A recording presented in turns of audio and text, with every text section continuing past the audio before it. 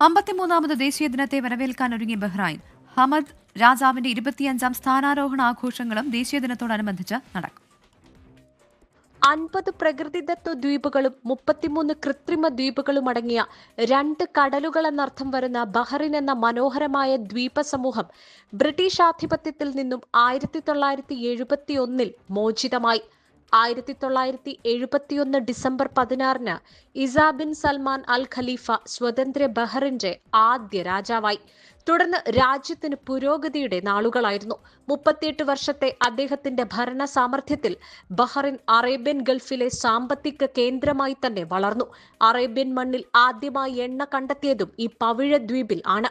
December 16, 17 തീയതികളിൽ 53ാമത് ദേശീയ ദിനം ആഘോഷിക്കുകയാണ് ബഹ്റിൻ. ബഹ്റിൻ രാജാവ് ഹമദ് ബിൻ ഇസ അൽ ഖലീഫയുടെ 25ാം സ്ഥാനാരോഹണ വാർഷികാഘോഷങ്ങളും ഈ ദിവസങ്ങളിലാണ് നടക്കുക. രാജ്യമെങ്ങും ദേശീയ ദിനാഘോഷത്തിന് മുന്നോടിയായി ബഹ്റിൻ പതാക വർണ്ണങ്ങളിലുള്ള ലൈറ്റുകളാൽ ജ്വലിച്ചു നിൽക്കുകയാണ്. ബഹ്റിൻ ഭരണാധികാരികൾക്ക് ആശംസകൾ നേർന്നുകൊണ്ടുള്ള ഫ്ലെക്സുകളും കൊടിത്തോരണങ്ങളും രാജ്യമെങ്ങും നിറഞ്ഞുകഴിഞ്ഞു. ദേശീയ ദിനാഘോഷത്തിന്റെ മുന്നോടിയായി വിവിധ ഗവർണറേറ്റുകളിലായി നടക്കുന്ന സാംസ്കാരിക പരിപാടികളിൽ പ്രമുഖ വ്യക്തിത്വങ്ങളാണ് പങ്കെടുക്കുക. ബഹ്റിൻ പാരമ്പര്യവും സംസ്കാരവും അടയാളപ്പെടുത്തുന്നതും രാജ്യത്തിന്റെ മഹിതമായ ചരിത്രം അടയാളപ്പെടുത്തുന്നതുമായ പരിപാടികളാണ് വിവിധയിടങ്ങളിൽ സംഘടിപ്പിക്കുക.